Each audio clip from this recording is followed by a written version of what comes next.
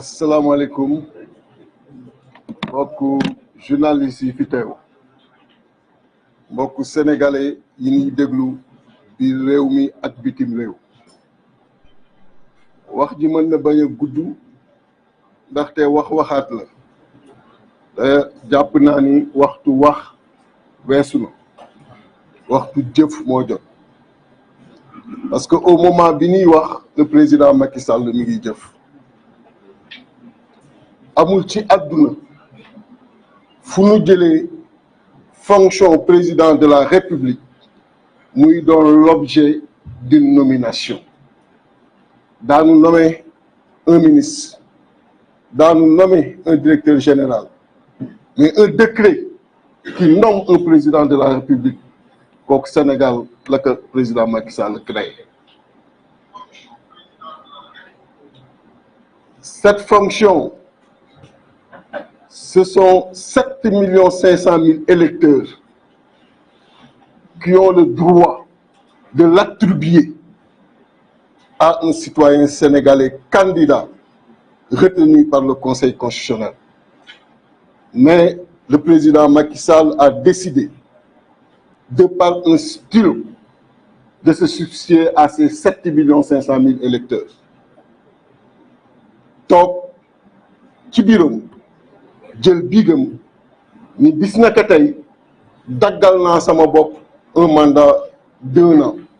C'est bien de le préciser que c'est 1 an parce que le 15 décembre, si l'élection se tient, au moins 40 jours après lay dem et on sera au mois de février.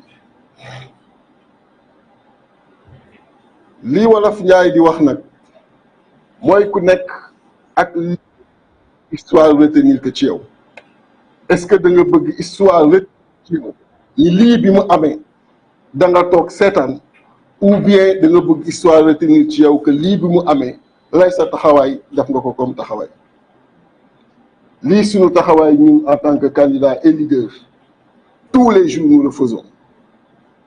La dernière fois quand on vous avait en face de nous, on avait clairement dit que nous allions engager notre campagne électorale, ce qui a été fait.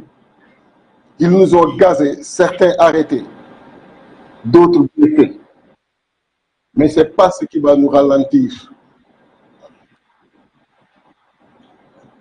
On a habitué les Sénégalais à prendre les gaz lacrymogènes pour la défense de notre démocratie, pour la défense des libertés.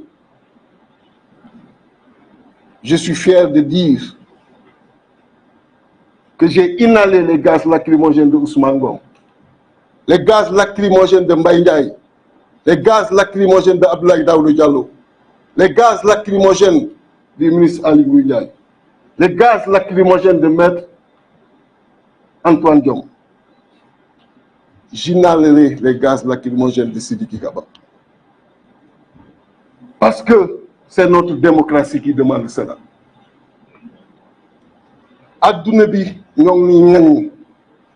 Je regarde les chaînes internationales tous les jours. J'ai toujours été fier de dire que je suis sénégalais. Je le suis encore. Mais ce n'est pas au président Macky Sall de m'enlever cette fierté. Et il ne lui appartient pas d'enlever cette fierté aux 18 millions de Sénégalais à travers un acte qu'il vient de poser et qui soulève l'ire de toute la communauté internationale. Jamais on a osé nous adresser comme ça. Jamais. Parce que quoi qu'on puisse dire, au moins sur une question, la tenue de la présidentielle, une constante a toujours existé. La présidentielle s'était toujours tenue à date échue. Un consensus, sans le dire, a eu à exister sur la tenue de la présidentielle. Pour une première fois, le président de la République décide seul, à partir de son stylo, de dire la date à laquelle cette élection va se tenir. Nous disons non. Nous ne l'accepterons pas. Et les pas pour qu'il recule seront également engagés. La campagne se poursuivra. L'élection se tiendra. C'est ça notre message. La légitimité qui fait que justement, on l'appelle, Monsieur le Président de la République, il ne la tire que du Conseil constitutionnel qui, in fine, a proclamé cette fonction. Et ces 20 candidats tirent cette légitimité de ce même Conseil constitutionnel. Il ne peut leur empêcher de faire aujourd'hui leur campagne électorale et de maintenir la date du 25 février. Et si tous les recours introduits, il y en a d'autres qui sont en cours, sont étudiés et également jugés, à coup sûr cette date sera maintenue. Comment on peut, à partir d'accusations portées sur le Conseil constitutionnel, sur certains membres, bloquer le processus électoral, arrêter la respiration démocratique d'un pays? Il n'a pas le droit d'étouffer cette respiration démocratique, qui doit s'exprimer librement. Sénégalais, connaissent ses responsabilités engagées ou non. Et que on arrête de nous dire où sont les leaders. On est là, sur le terrain. Toujours sur le terrain. Mais que chacun se dise où est-ce qu'il est. Que chacun se dise où est-ce qu'il est.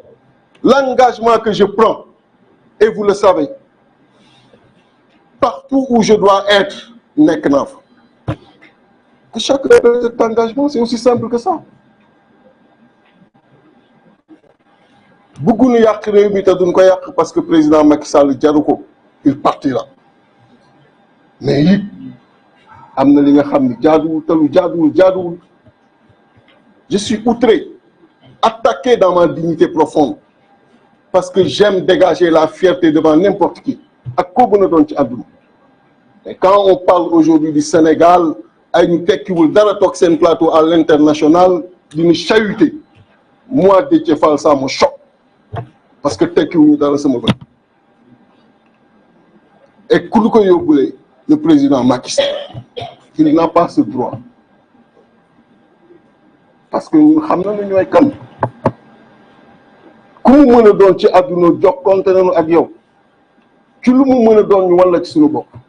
Donc il n'a pas le droit de présenter le Sénégal ci àdduna. Et je salue le courage de certaines chancelleries.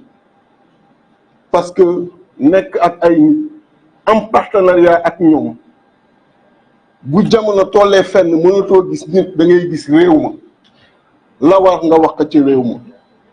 Je salue la position courageuse des États-Unis et de la CEDEAO dernièrement. Et j'attends la même position chez les autres chancelleries qui sont dans ces pays-là, partenaires du Sénégal. L'heure de parler est arrivée. Et je dirais à tous les chefs d'État qu'ils ne composent plus avec le président Macky Sall. Parce qu'à partir du 2 février, il n'est plus le président de la République du Sénégal. Il deviendra le président de sa propre personne. Et non le président des 18 millions de Sénégalais. Parce que justement, 7 500 000 électeurs qui ont ce droit-là, on leur a suspendu ce droit et ils ne lui ont pas conféré la légitimité de continuer à être le président de la République.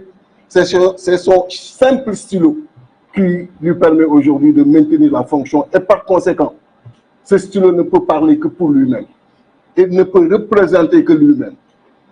À partir du 2 avril, il n'est plus le président de la République du Sénégal. Le front que nous avons mis sur place, le front des candidats à l'élection du 25 février 2024, composé de ces candidats, le FC 25,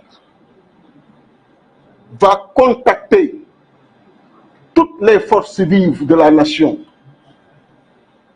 les syndicats, les autres fronts qui existent, pour la création d'une plateforme beaucoup plus grande pour prendre en charge cette question qui nous dépasse, qui dépasse chaque Sénégalais, mais qui interpelle chaque Sénégalais et chaque Sénégalaise. Et je voudrais qu'au niveau de la diaspora, qu'ils se mobilisent. Je comprends aujourd'hui l'amertume qui les habite parce qu'il n'est pas du tout honorable d'être à l'étranger et de voir n'importe quel qualificatif aujourd'hui être posé sur ton pays. Nous comprenons leur amertume et nous réitérons ici notre engagement d'être à leur côté